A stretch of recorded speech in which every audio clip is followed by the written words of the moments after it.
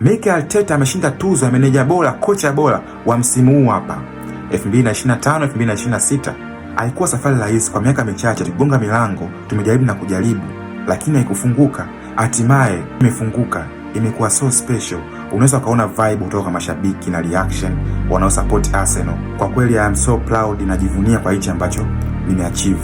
So that is it. Kwa sasa hivi upo kwenye UEFA Champions League final na umeshinda ligi. Je, ushindi huu wa ligi una faida gani katika wewe kuelekea katika game ya finali ya UEFA Champions League?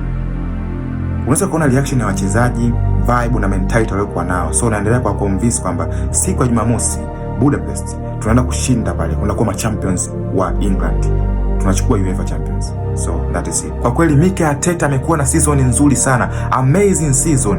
Japokuwa hakuwa na mpira mzuri sana, akujali kwamba kuonesha mpira mzuri ndio unyama.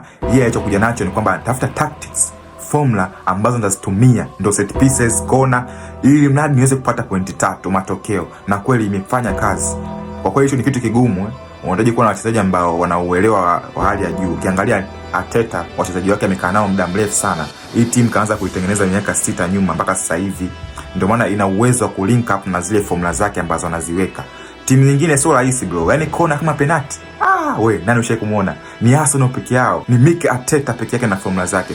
So ame deserve kupata hii tuzo kwa kile ambacho amekionyesha na kushinda Premier League, na I hope kwamba atashinda UEFA Champions. So na matumaini hayo kwa Mikel Arteta. So that is, I'm proud for the Wizard.